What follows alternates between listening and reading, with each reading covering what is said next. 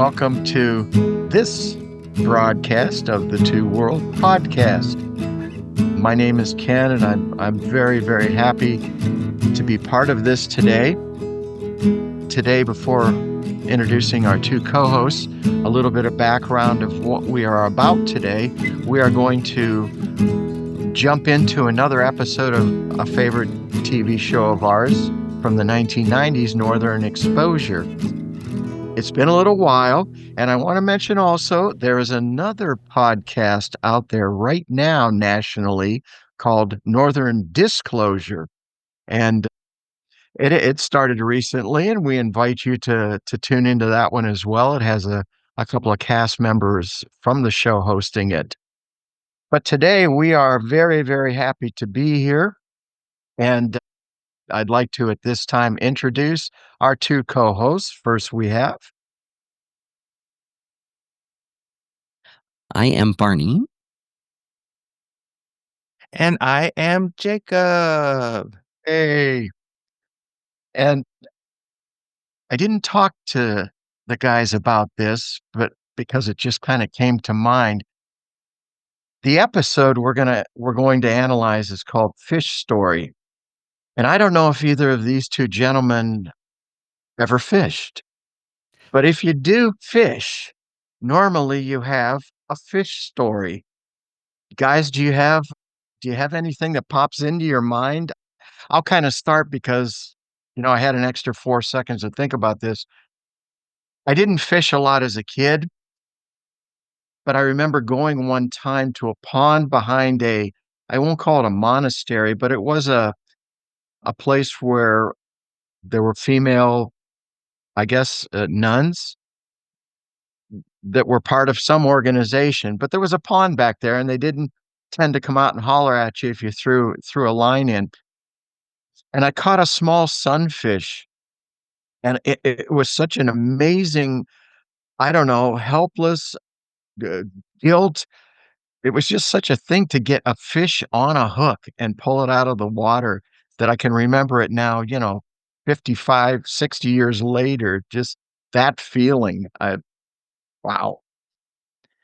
I think sunfish are so beautiful too. The unique Mhm. coloring that they have and how it's reflective. Like there's that golden hue, and some of them have that blue tint. I can just see visually it being an impressive fish, to pull out and look at too. Yeah, very pretty. And then you have to hold it in your hand to remove this hook. Boy, but it happens 1,000 times a day for people. Barney, were you ever a fishing person? Yeah, in a way, I grew up. There was a medium-sized creek just down the way from my house, and there was one area that pooled the water a little bit deep enough to have fish that, I don't know, when we were little kids seemed quite big, but probably in reality were 6 inches long or so.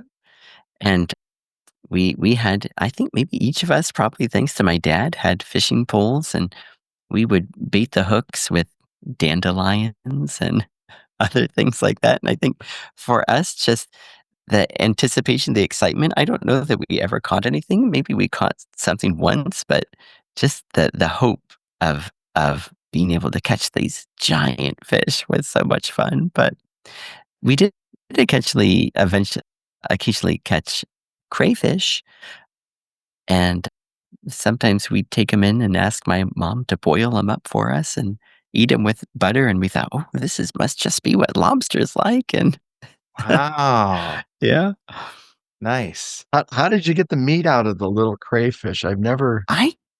somehow we did. I don't know, but I just remember it was such a delicacy for us. Wow, it's a good story. Very cool. When I was young, our family took a trip to Florida, and we stayed with a business colleague of my dad, and he had a dock by his house. And I had done a fair amount of fishing with my dad locally. We had a canoe, and we would go out to this large man-made lake called Dutch Fork, and we would catch sunfish, like you were talking about, Ken. But in this case, in Florida, there was a type of fish called a croaker, And when you brought it up out of the water, it would make a croaking sound, and I think that that had something to do probably with the oxygen, going in through its gills, or it's or something like that. It wa But I just thought that was the most fascinating thing the first time you brought it up and you heard the sound, coming.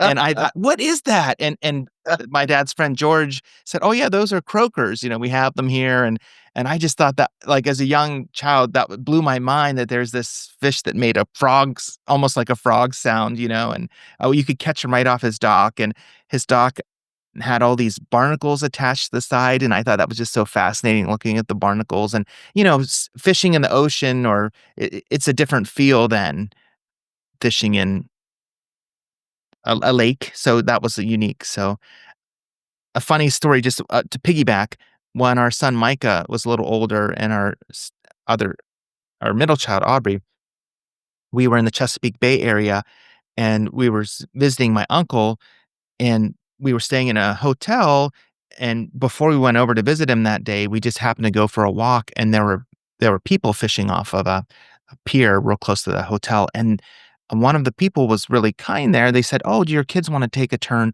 And, like, the fish were hitting like crazy, and the kids Mm. kept bringing up fish, like, fish after fish. Like, the people must have had this spot really, scouted out and knew when to go, and so that was, like, one of their first experiences with fishing, so they got in their mind when you fish, you catch something every 30 seconds, you know? So then later that day, we went to my uncle's house, and we went and he had a dock off of his land, and we went to fish, and, they weren't catching things. They're like, "This is boring, we should be catching things." And I tried to explain to him, it was very unusual what you had happen earlier, where you were catching fish, like, every 30 seconds. It's really normally a waiting game, but I thought that was so funny. They kind of were introduced in a way that was kind of extraordinary, so Every 30 seconds. That yeah. that reminds me of I think the show was called American Sportsman or something on ABC growing up, and it was only a half hour, so they're catching them every 30 seconds, and I thought, "These people must be great at fishing," and I think my dad said something like, son," this is how he would talk, son, they may have, shot several hours of footage and then kinda pared it down." Oh, alright. It makes me think of probably a tried and true joke that actually gets featured in a different Northern Exposure episode with one of the same actors in today, and it's Chris is having a dream about being present at the Last Supper, and the disciple fishermen are joking, about not catching anything, and then they say, "That's why it's called fishing and not catching."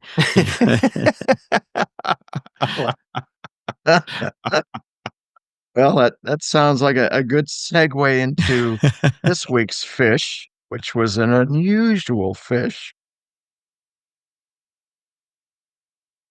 Yeah, just maybe for a little bit of background. So this episode is already from season 5 out of season 6, and so finally Joel and Maggie decide that maybe they don't hate each other so much. Maybe Maggie isn't so much of a Joel isn't so much of a helplessness junkie, and maybe Maggie can find it in her heart to care about someone and maybe not them end up dead. And so we have 3 interesting stories that kind of play really well, I think pretty equally in this episode of Joel and Maggie, and it gets to start off, and then Pauline has a good story going, and then Ruth Ann kind of has a little bit of the spotlight more than just being a side character today. So, what do you guys think? Which story should we start off at, or look into first, and then just see where it takes us? Mm.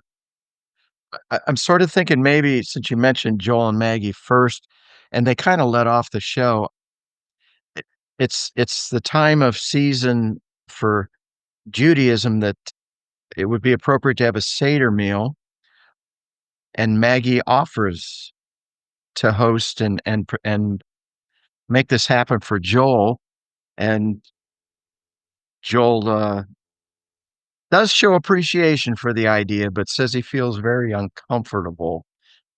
Jacob, I'm always interested we are always interested as a first-time viewer, Mm. how did you feel when that started to unfold? Well, at first, early in the episode, I was thinking it had something to do with cultural identity and feeling like maybe Maggie's desire to celebrate that type of ceremony could, I don't know if I want to say trivialize it or make it seem like a cultural curiosity instead of something that's more personal or authentically connected to Joel. And so, like, it was her intent was good. Like, "Oh, I wanna celebrate offer this thing for you that you don't have available here," but maybe for him, he's thinking, if you take it out of its original context or the community that I'm connected with, it could seem just like it could trivialize it a little bit. But then, as we got into the episode more, I started to wonder more about the idea that I was sharing before we recorded today, the idea of ego and how do we understand ourselves and our own importance. And so I started to wonder as the episode went on, you know, is there some element of Joel's ego at play here that wants to reserve this experience for himself or doesn't trust that others would understand it like he could or something like that. So, yeah, those are my initial thoughts. But oh, what a great intro to the episode. And I think, yeah, like you said, it launches it out really well and starts us thinking, okay, what is going on today below the surface? So, yeah, those are my initial thoughts. But what do you guys think? Yeah, I think that I think there might be a few times in today's episode where we'll say, I don't know if maybe the writers intended this, but I don't think that it's too much of a stretch to think that one of the recent episodes that we talked about was a Kaddish for Manny, and not too much earlier than this episode in the chronology of the series, there is an episode where Joel fears that he is losing his New Yorkness and fears that he's like adapting too much to be a Sicilian. Like there's an episode where he and Walt are just shooting the breeze about how to stay warm in the winter. And then it like hits him. He's like, what am I doing talking like this? Oh no. You know, and so I wonder if maybe Joel, like you said, with his ego, if he's feeling, I've already lost Saint Kaddish being here in Sicily, and maybe in the back of his mind, he's thinking, am I going to lose Passover as well? Is this something that I'm going to completely have to adapt kind of out of who I am of having a traditional Passover meal, with fellow believers and kind of having to expand it to include just my community. I don't know if Joel is fearing that or if it just feels so uncomfortable for him or if we're kind of looking too much into it. I don't know, but I think you do have a good point that as new kind of as their relationship is and as rocky as their relationship has been up until now, he probably feels a little bit of hesitancy or combativeness or, I don't know. Like you say, we see him with, I think there's another episode earlier. I can't remember how much earlier where he says to Maggie, oh, we talked about this one too. The big feast, where he says, I have abandonment issues, when he feels left out, like he kind of blames her for not getting the invitation, Mm. so we see this insecurity with him. So maybe having to share Passover, not be in control of the way that it goes, maybe that's another issue that is hanging him up. And yeah, like you say, it's interesting to start off with this tension and then see how it develops throughout the episode. Mm. Barney, both your comments, boy, Joel seemingly throughout the entire series, maybe the exception of season 6 a little bit, was always a 2 steps forward, 1 step back guy not only in his maturation process, but in the process of assimilating himself as much as his ego, his being would allow him to do. And yeah, I love the analogy with the Kaddish. He certainly did appreciate that in the very end, but the process. And in this episode, the process is just amazing. Just amazing. Again, Jacob, watching this for the first time, and maybe we can continue through the whole fish thing with Joel.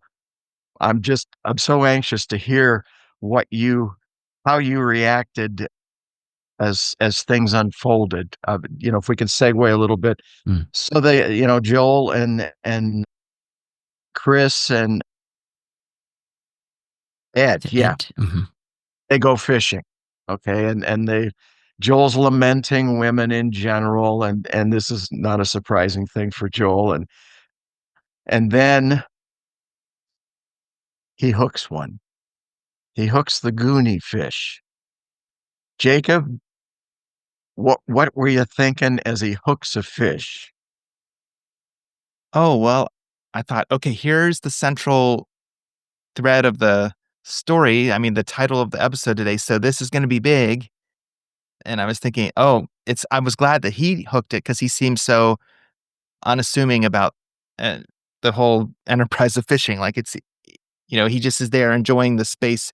He's lamenting, but he's, enjoying that it's quiet. And then he unexpectedly hooks this gigantic, legendary, catch, on the other end of if he can, and I love that everybody's wanting to give him advice and he's just going along for the ride, kind of surprised by it all, but going for it.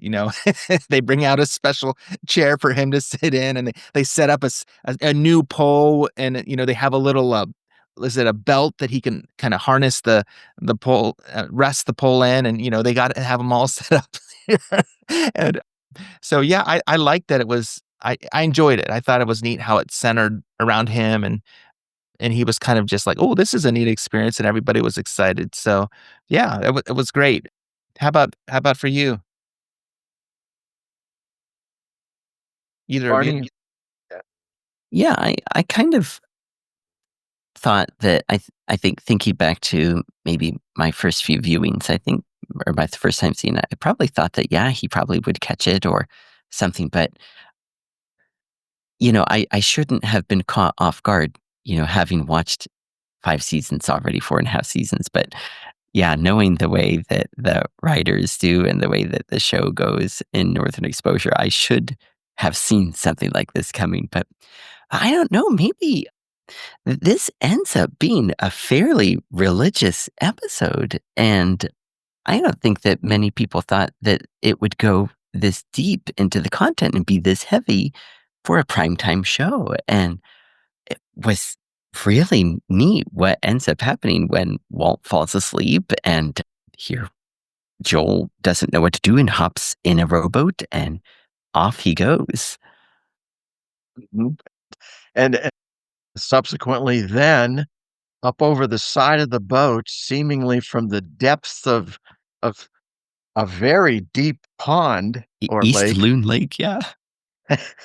comes comes Rabbi Schulman and detail getting into the boat, and then the conversation ensues. Wow. Yeah, yeah. For our viewers, Barney referenced Walt. One of the townspeople, had a shift to provide help for Joel if needed. And yes, he fell asleep in his vehicle, and Joel. I thought Joel might get yanked into the water at that point when I first saw it. The writers may have thought that was too cartoonish, so they got him into a boat and off he floated. My very first thought when I saw him in the boat being pulled along there, it was of the old man in the sea. And I thought, Mhm. like, I wonder if this is gonna be like throughout the whole episode, we see him pulled along the boat. You know how long I don't know if any of you are familiar with The Old Man in the Sea, but the central aspect of that book was that this old fisherman had snagged this legendary fish, and it was like a fight throughout the whole book, and the old man persists. and is able to catch the fish. But as he goes back, is he to shore, all these sharks and other fish are eating on it. So by the time he gets back, the fish, they're like the skeleton of the fish, but large chunks are gone. And he's so tired he goes to sleep. And then the people that walk by like marvel at the size of it. But I thought the episode was heading that direction, like, oh, it's gonna be him drug along on the boat, and then at the end there'll be some like resolution.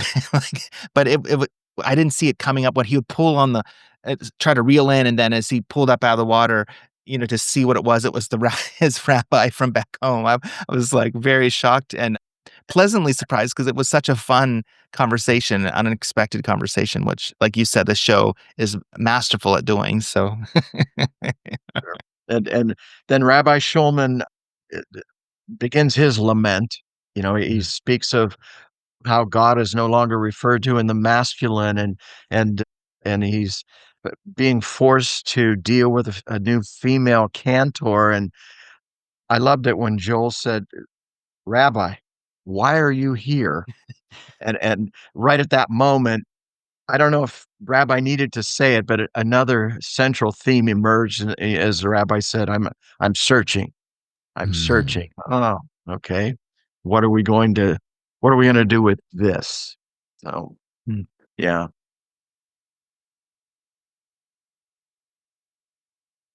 Yeah, I think that when we hear the situation that Rabbi Schulman's going through, and kind of the way he explains the the process that he experienced, then I wonder if that is kind of when we can see some overlap with his hesitancy of accepting change in the way he's been so used to things, and then maybe Joel's hesitancy to accept any kind of change with the way that he practices his religion, Judaism in his context. And I I really liked how well they got along, how their relationship together, and I thought, wow, that's so neat to see Rabbi Schulman open up to Joel to to catch him up. I don't, or just it really felt like he was unloading everything he'd gone to.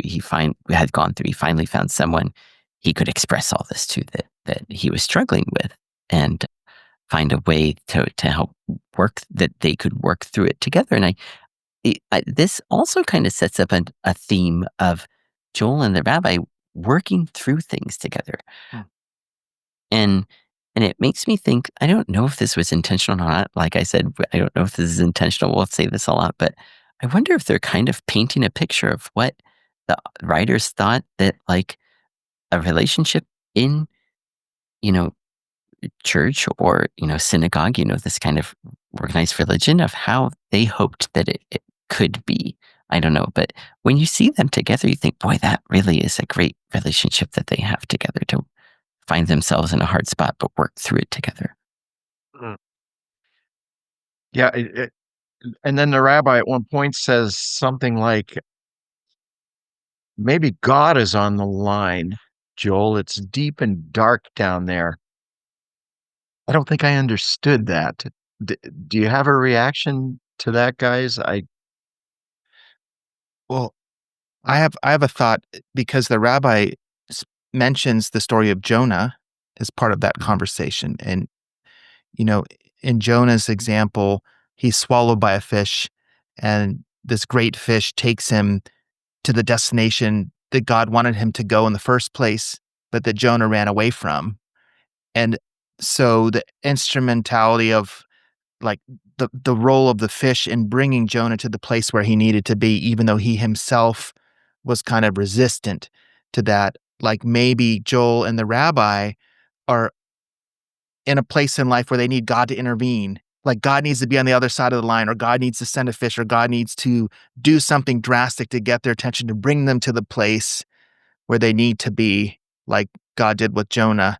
And because I think Joel mentions, I think he mentions the offer of Maggie to celebrate the Passover Seder, Mhm. or not? Not is that right? Yeah, Yeah, that's And right. and yeah, he and does I think talk the about rabbi is kind of like helping him to see that is a good thing. Maybe I'm misinterpreting that, but he's kind of that's where Joel is stuck, and maybe the God being on the other end of the line brought the rabbi to him and brought this new perspective. Like maybe that's like there's something else there that, and also, sorry, this is a deep dive, but like in the story of Jonah, one of the themes of that story is Jonah doesn't want to go to Nineveh, the city of non-Jewish people, and even when he's fleeing to go to Tarshish to go the opposite direction of Nineveh, he's on a ship full of non-Jewish people, and in the narrative they cry out to their gods, and then when they realize that Jonah's the cause of the storm that they're in, that's when he comes clean and tells them, "I'm running from God," and that that I'm the cause of all this. And then he says, Jonah tells him, "You need to throw me overboard." And they have a lot of reverence, and they don't want to do that. They try to save him, but eventually they end up saying, "Okay," and they throw it overboard. And they're presented in such a way as like these non-Jewish individuals, like from these other nations, have a reverence towards God. And the parallel there, I didn't think of this till just now. It's like, in if there is a question in Joel's mind, can I celebrate this Passover Seder with somebody who's not from my community? That story of Jonah could be like, well, people from other communities can also show reverence to God, and maybe even like God would call me to go to a city full of people who aren't like me. And I don't know. I'm just thinking the Jonah story is kind of that unpacking of your question, Ken, of what does it mean for God to be on the other end of the line is for him to provide some means to bring you to a new mindset, to a new place where you need to be.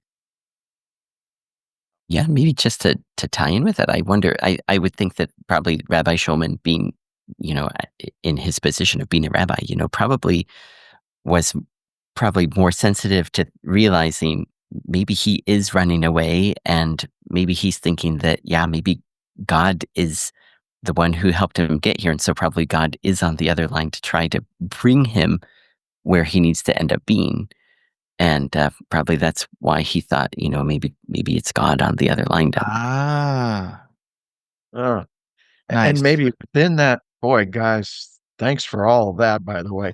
Maybe within that, the rabbi seems to be running too. I mean, he's far from home, seemingly, and the issues he deals with the cantor, and then at some point, I think this is later on in one of the last scenes with the rabbi, he discusses clarity about God. And have you ever felt, how do we address clarity with God? And Joel, you've denied help, you've denied generosity of spirit. Is that denying intimacy? And I'm thinking, as I'm witnessing that scene, is a rabbi not only talking to Joel but also talking to himself a bit, Mhm. because their paths have converged somehow here. Hmm. And I've jumped ahead of the fish, but Mm. Yes. food for thought. Yeah. There's one other dimension, maybe this is too early to introduce this, but that I mentioned it to you, Ken, and you, Barney, before we started recording today, is the aspect of our egos, how the ego plays a role in getting us stuck in life or preventing us from experiencing good things. And so, is the rabbi, so on the one hand, these changes that he's experiencing, or that the cantor and the others in the synagogue want, that he could be uncomfortable with them because he doesn't think that they're good changes, like Mm. from the standpoint of his understanding of Judaism and his formation. And he talks about at seminary, what it was like. But like there could be another aspect of the whole thing too related to ego, because he's like, they want me to be a rabbi emeritus now, and I'm like his sense of self and worth and his place in the community seems threatened. And so, and then Joel's sense of ego, we've talked about it before in other episodes, how it gets in the way of him sometimes connecting with people. And is the I think this is a rich question to explore. Like, is this episode kind of highlighting how we as humans trip up when our sense of self gets gets in the way of other opportunities? But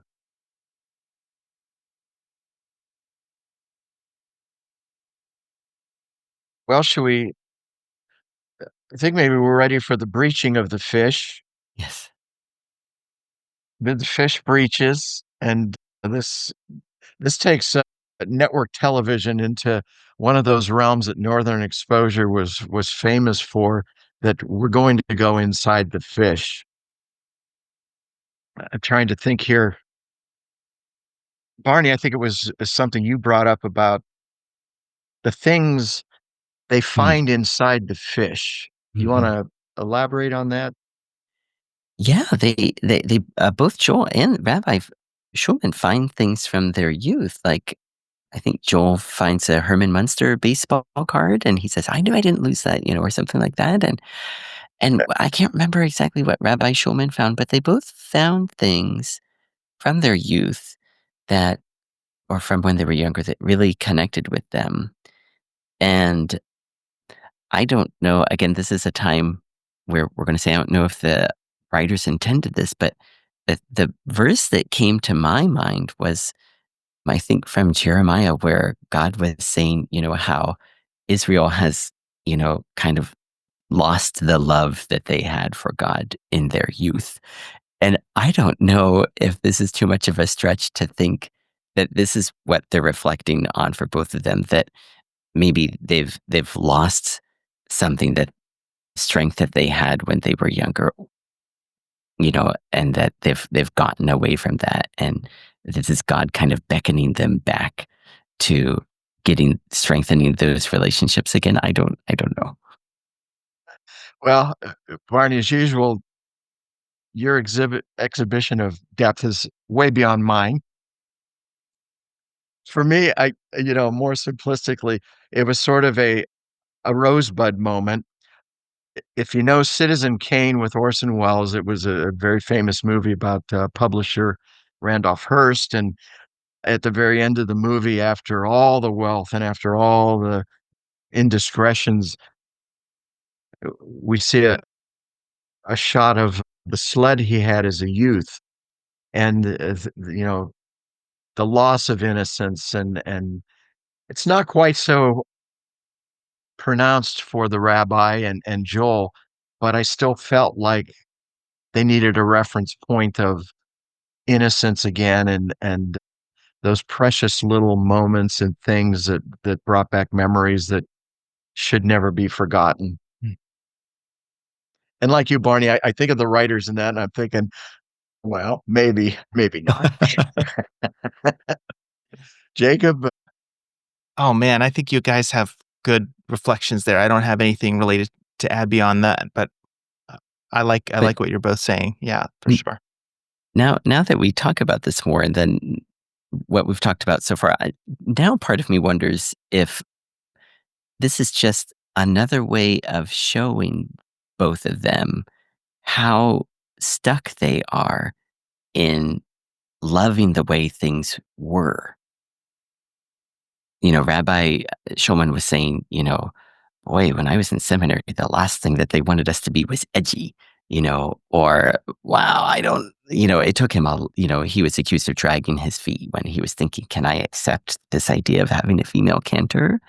And then Joel, of course, really doesn't want to think of this idea of, wow, Maggie, who's not Jewish, she's, Roman Catholic, can I accept this as someone who's, this would be a Passover way different from what I'm used to.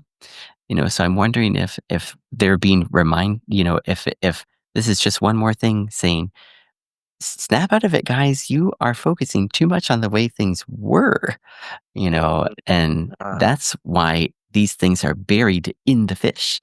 You don't need them anymore. I don't know.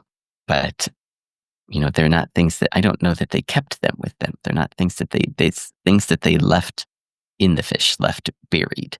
Maybe. ah, oh, that's greatly perceptive because they did leave them, because it was, I think, shortly after where Joel, the physician and scientist of sorts says, "Well, if we talk about escaping here, if we go out through the mouth, there's the issue of the teeth. So perhaps colorectal will be our way to go."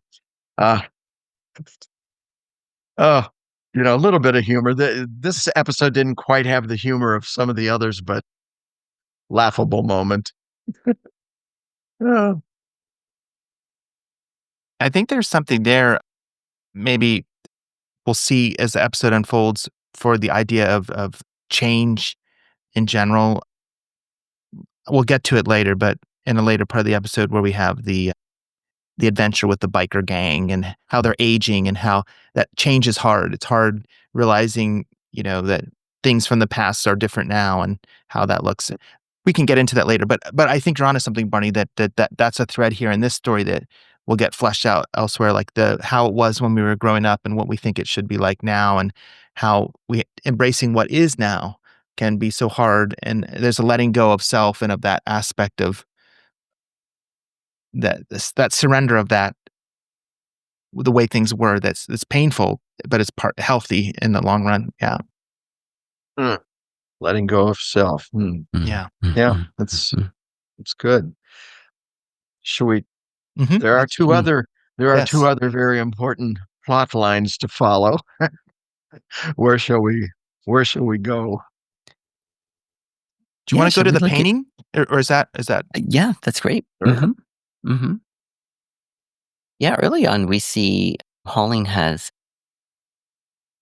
their new baby. Her name is slipping my mind.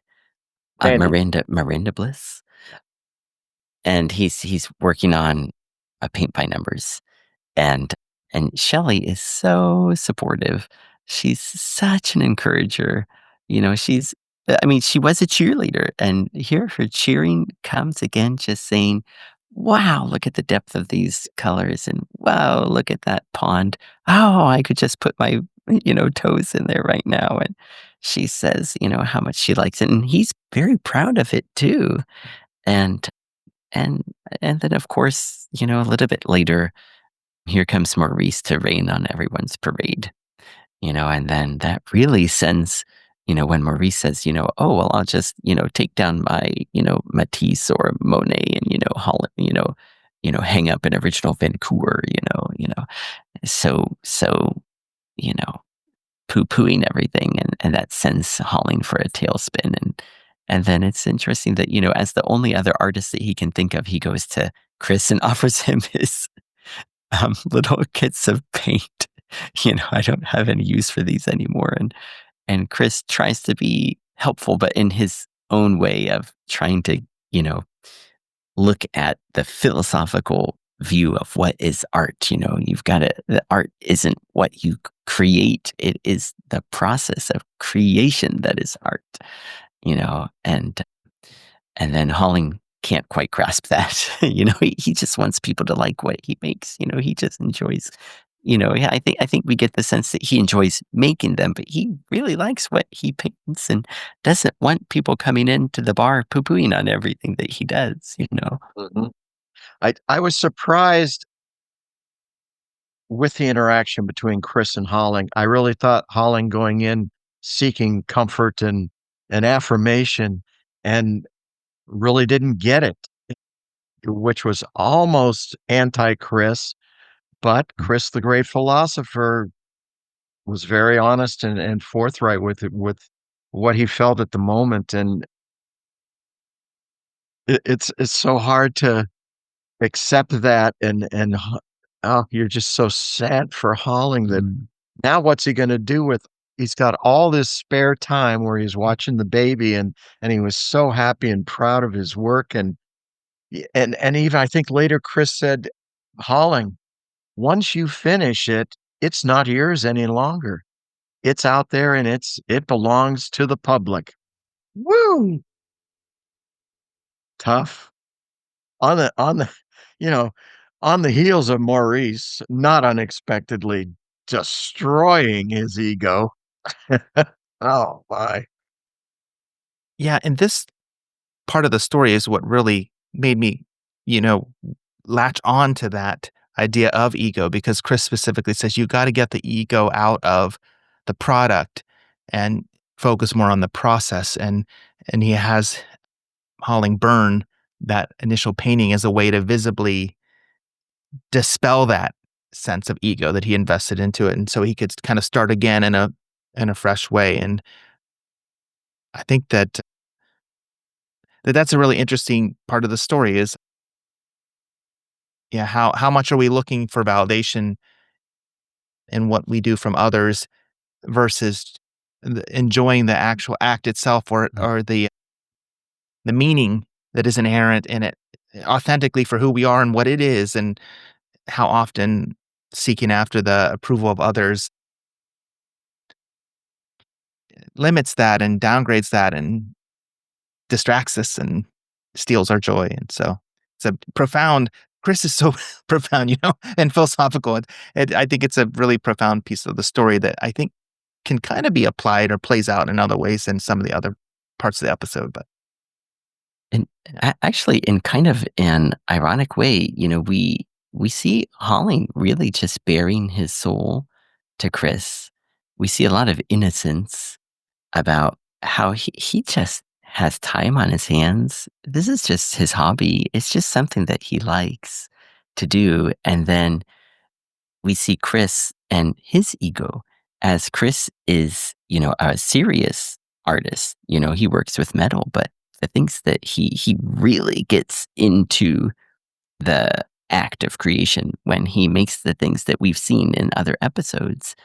And so here's Chris with his ego as I am an artist. And if you want to be an artist, you have to go through the process that I go through, and then so Chris is missing, like Ken said, typically Chris would have been like kind of a moment where Shelley is having trouble with TV and needs a confessor, and we see them, in the closet and he says, I'm sorry, Shelley. I mean, not Shelley, really connecting with the person. But here, Holling accidentally stepped on his turf of artist. And now the Chris ego is here and he's like, no, no, you cannot be an artist until you get your ego out of it like I do, you know. And Holling just of course there is no moment where Holling burns the painting and says, you know what, that's it. That's what I was missing this whole time. My ego was getting in the way. Holling feels sad. He's like, but we kind of see he's kind of thinking, but I kind of liked that one. Why did I have to burn it? I don't understand. And then Chris is thinking, what's wrong with you that you don't understand this? Don't you understand? I'm an artist, so if you want to be an artist, So Yeah.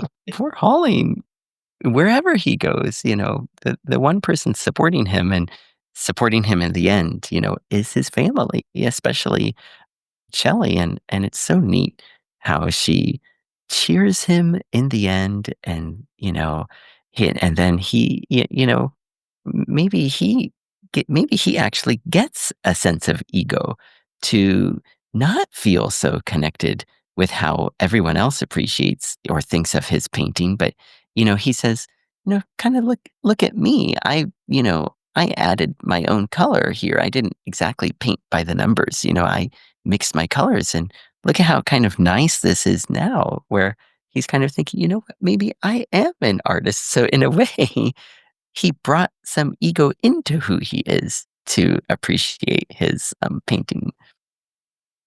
Yeah, that's really interesting, Barney. Yeah, the part about family. I mean, Shelley really stands up to Maurice, really stands up to him.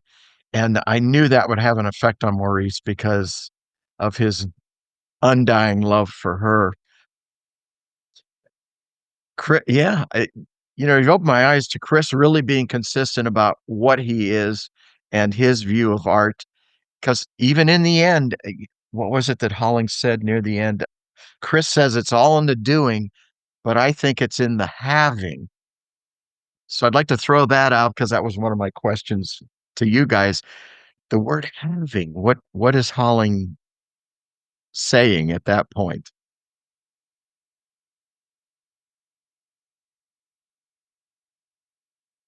Yeah, that is good because I wonder if he is thinking beyond the art and maybe it's the family.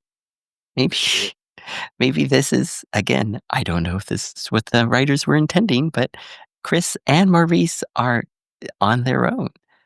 And maybe this is where we see a difference of, yeah, it's in the having, and maybe it's the having of the people who are, supporting him in his fledgling artistic endeavor. I don't know. Huh. Yeah, I mean, he is with Shelley at that moment. Oh yeah, yeah, yeah. That's Supports having in a that sense too. your Yeah. theory. Yeah. Maybe another affirmation of that view too is I think Chris says something about, oh, this is an experience that would help cause you to suffer, and great artists suffer, like that shapes their art and informs their art. And maybe Holling is saying like, I don't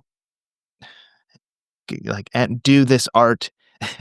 I'm not, I'm not trying to, this is not an enterprise I'm undertaking to go through this, painful process of stripping away of self. It's more something it's in the having of the joy and the like togetherness, like you were saying with family and the artistic experience is meant to enhance life as I have not put me through a crucible and come out the other end as a more like, creative powerful artist, but more like I do this for the enjoyment of it. More is a more Mm. light and casual engagement with art, and the having of the art and enjoying of the art, not in the I will become an artist and go through this, transformational journey.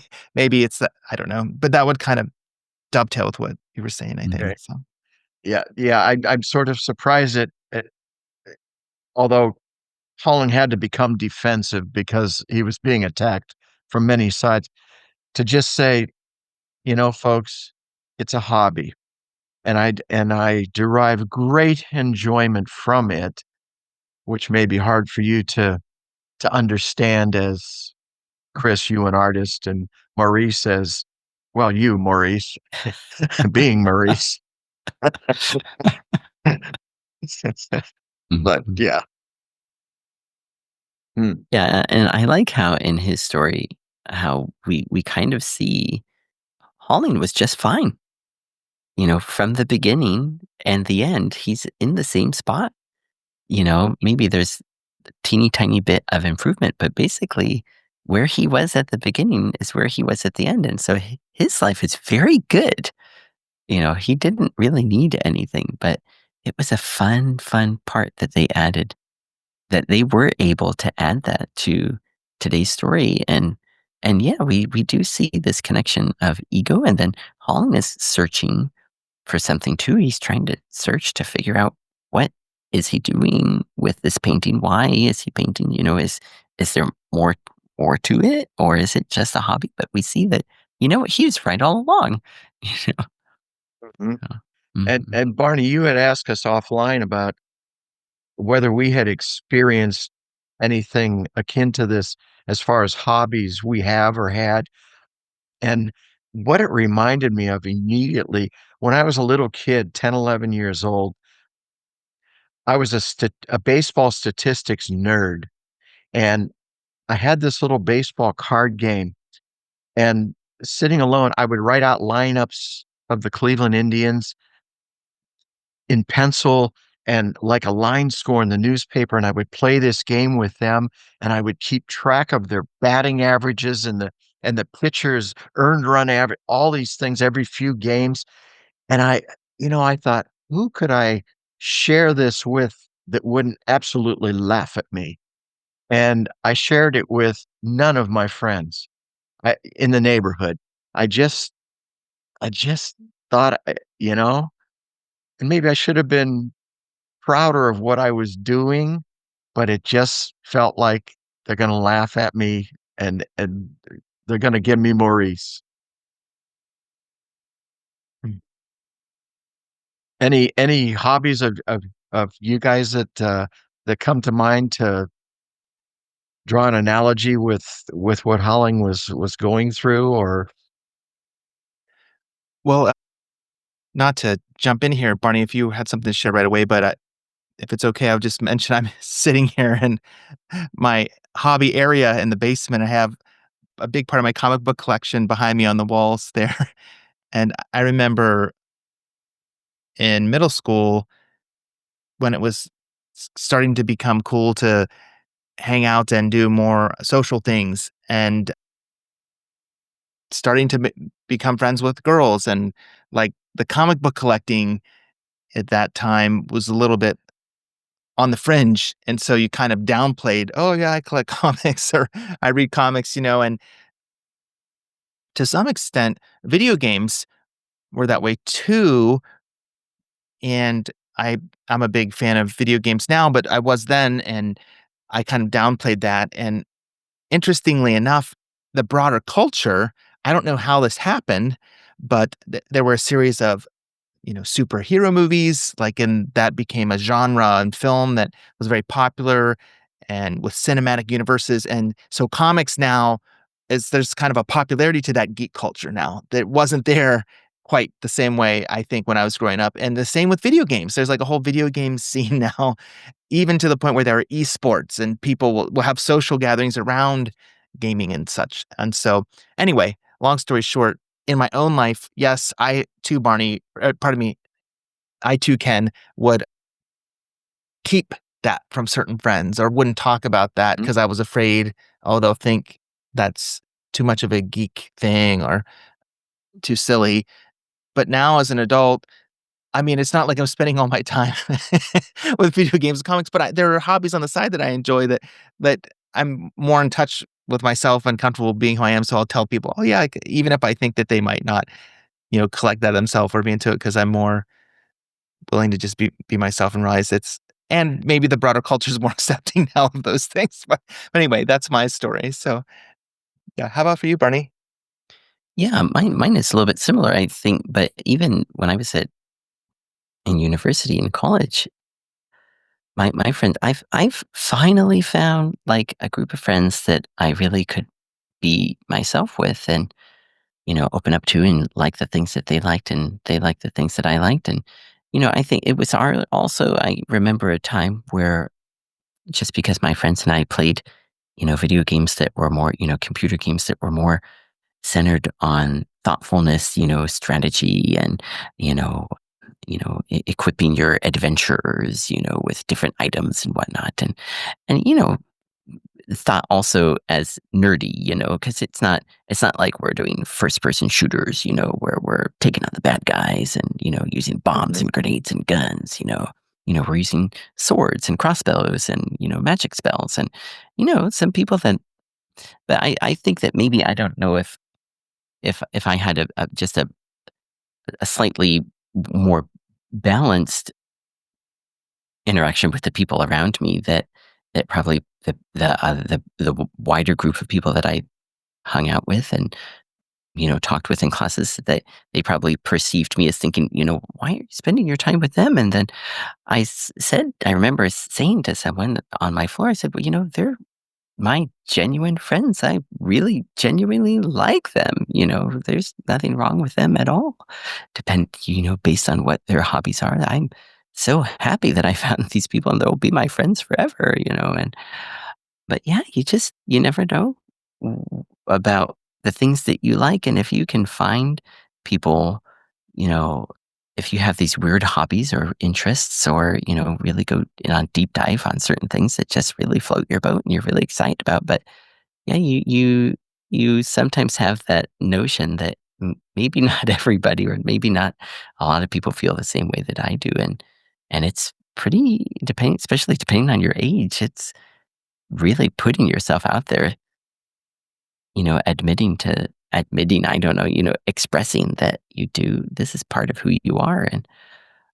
But I think, Ken, yeah, in your case, me too, if I had been younger and really interested in those kinds of things to such a depth, I wouldn't have been able to find someone that I thought I could really share that my real fondness for those things. But yeah, in my case, I was much older, and that's a time in your life in university where you're feeling a little bit bolder, and but you're also feeling a little bit more comfortable with who you are, and so it's easier to stand up for yourself instead of thinking, "Oh boy, what are people going to think of me?" But Wow.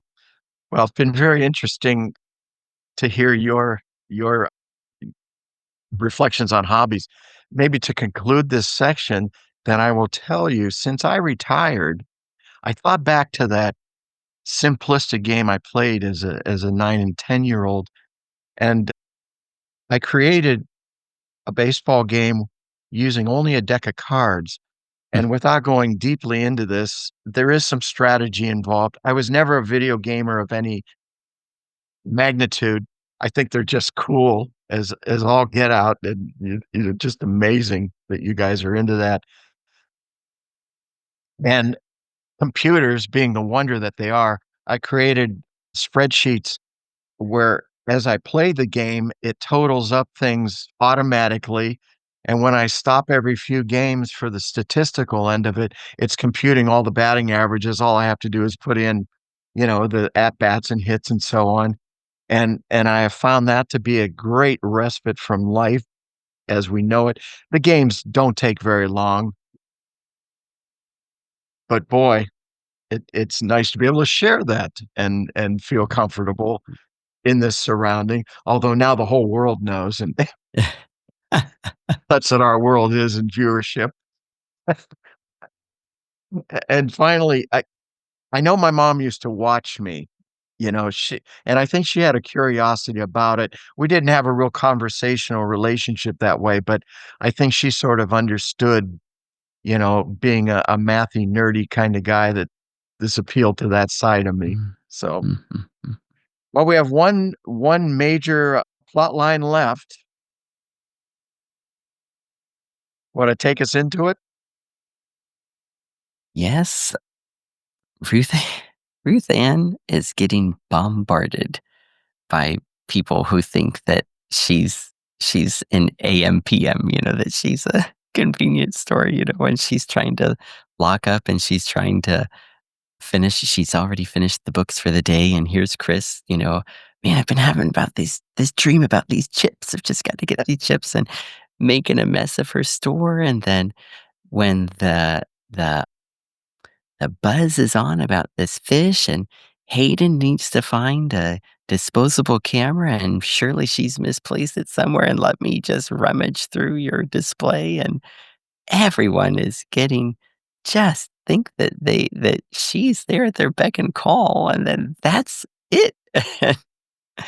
And I love the scene where, who is it? Someone says to Chris, "Isn't that your Harley?" Going down the street. You Oh, boy. Yeah, Ruth Ann, you had to really sympathize with her, the lady leaving all the items just on the floor, d fella going to Kohl's here in Worcester, I did, people just I don't know what they do, they look at clothing and what goes through your mind just to go, "Well, a hanger seems like a real stretch for me. Somebody's gotta pick that up." And know? Ruth Ann, yeah, she says that's it. And yeah, there sits Chris's Harley, and it's time to go. And she hops on and off she goes. Oh, wow. Man, Yeah. and Yeah, then and then on her adventure, then she runs into some very interesting characters along the way. yeah, we go to the Last Chance Saloon or Last Chance Bar. There are the Diablos. And they're kind of impressed with her. Do they call her mama or what do they what did ma what Ma, did Yeah, ma. just Ma, I think, yeah, just Ma, Ma, yeah. Mhm. yeah, and she knows about bikes, and she has life experience, and she has the spirit and the persona that of someone who could hang out with them, so they invite her to join them. They're gonna be ride around with this other biker gang, and she's at first she says, "Well, won't the police, in this one town be a bother to you? And they say, "Oh, we own that town," you know? But anyway, they go to meet this other gang and, the one of the members of the other gang has a medical procedure, and so he has to pull out, and so the other gang cancels, and they're all upset.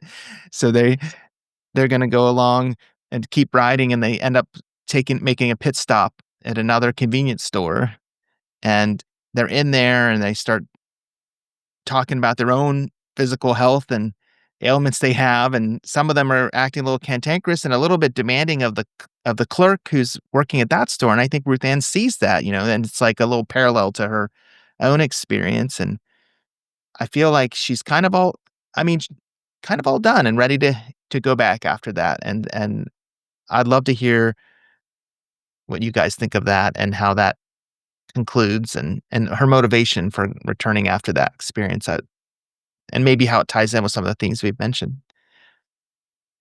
Yeah, I like how I think that if I remember right, that like when we first meet the Diablos, they kind of like sit near her and they're like, "Hey, don't you know whose turf you're on?" And then like we think, oh boy, what's she gotten into herself now? But then she can talk the talk and walk the walk, and they really they they accept her. And then it's interesting how one character has an eye patch on. We think, boy, these are some rough dudes. And then, when they go to the kind of all night mini mart, he's like, do you have any like eye drops? I've got this sty, and oh, that's why he has an eye patch, you know, and but yeah, like Jacob, you mentioned before we started recording, kind of on the theme of ego.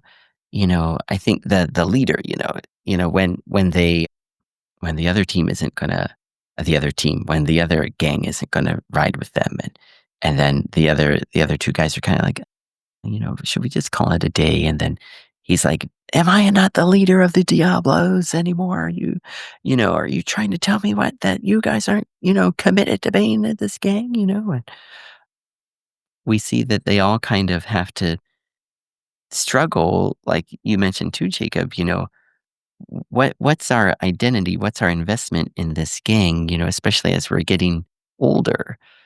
Are we gonna do we have to define ourselves as as the one character says at the end, if you can't be good, be quick. Is that who we are still, or and then how much of it is who we are? And they're really interesting to see these biker gang guys as real people, as you know they sincerely put a lot of thought into the get well card that they're going to send to the other guy, and talking about their family and their kids, and they're interested in Ruth Ann's story too.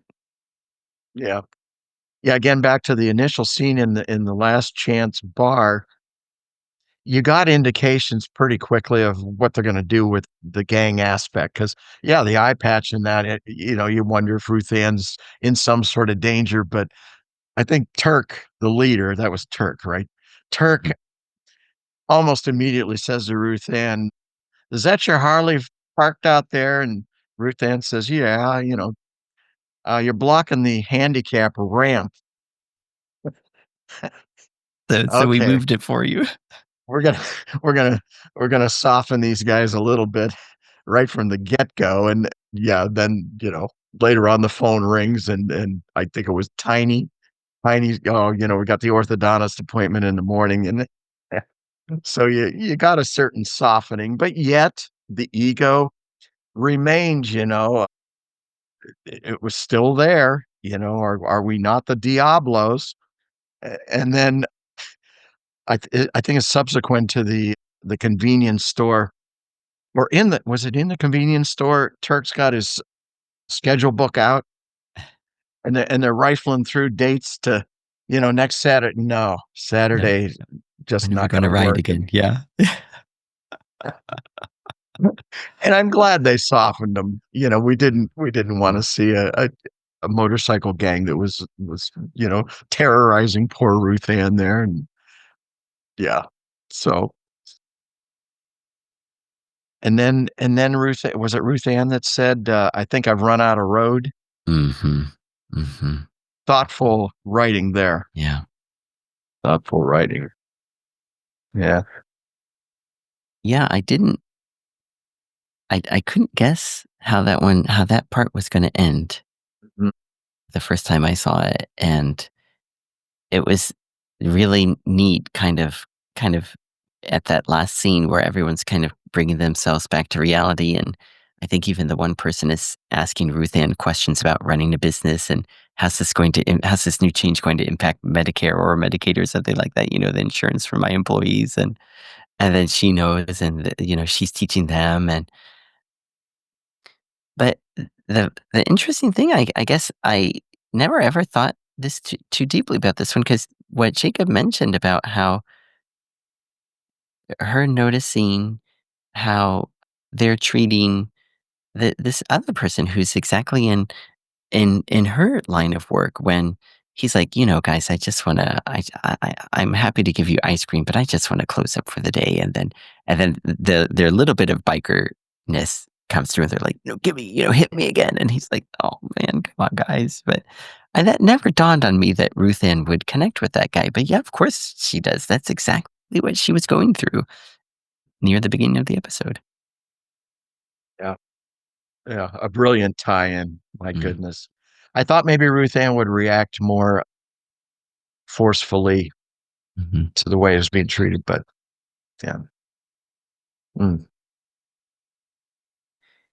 And also in her story, we also see a little bit of a hint of these biker gangs are also kind of preferring the way things were in the past.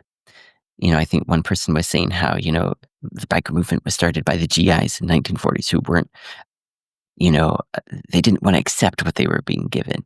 And then he's like, and then look at this now, you try to get a Harley who are, it's 16 grand. And then I looked up, and in 2025 dollars, it would be almost 40,000. And then they're like, who are the people behind these? It's not us anymore. And then they realize, oh, wait a minute, we are kind of not us anymore either. Look at the lifestyle we're living. We're happy. Our kids are in soccer. Soccer made the playoffs. And we have good functional families. With kids, we're happy. We've got good careers. But maybe we are different. Maybe when we look on what we do and what do now compared to maybe we're probably supposed to think how they used to be. We own Greeley, a few years ago. Maybe they are a little bit pining for the way things used to be, but trying to adapt it to how things are now. And yeah, like that's the same episode, the same theme that we see with Joel and Rabbi Schulman. Jacob, do you have any reflections of Barney's really tied up some things for us nicely there? Yeah, I'm really pleased with how you articulated that, Barney. I don't have anything to add beyond that. I think you tied it together really well. Yeah, thanks, guys. This was a really enjoyable episode. I'm really glad you suggested it, and I can't emphasize enough how fun it is to watch Northern Exposure when it's curated. Your friends tell you the exact episode to watch, and then you can have an hour to an hour and a half to flesh it out. It's just a lovely way to experience the show. So, thank you so much. Yeah. I, I think we should say, I think we touched on it, but we didn't expressly say how Joel and Rabbi Schulman finally come to a consensus of their path forward. And I really liked how Rabbi Schulman said, he could be Rabbi Emeritus and get more money and have less to do, but he said, they're still my flock. And he expressly said that he's going to mend fences to, be able to be a part of leading his flock and cooperatively and accept these Mhm. changes. And Joel agrees too, as we see in the very last scene, when Maggie is there and Maryland is there, and everyone is, you know, loving, I think, learning about Joel's culture, and Joel is appreciating their gestures and the chance to celebrate Passover That's as always, such a meaningful way that they end these episodes. Nicely summarized. Yeah. I'm glad there was a Seder meal. Yeah. Yeah, and so I'll just before we do close up for today, any other final thoughts or comments from either of you today? I will just say there's probably 3 or 4 more, questions out there and moments in that particular episode that we could elaborate on. It was really just rich with and enriched by you 2 gentlemen and your reflections. And so we would like to thank, of course, I especially would like to thank Jacob and Ken being with me today to get back in the saddle of Northern Exposure and talk about this TV show, this series that has meant so much to me, that I've just been so happy to be able to watch and discuss again. And we are thankful for all of you who stuck with us and listened to us, bring our ideas and discover new ones as we're talking about today's episode. And we hope that you, just as we are looking forward to the next episode of the Two World Podcast. And so once again, for Ken and Jacob, I am Barney, and we will see you all again next time.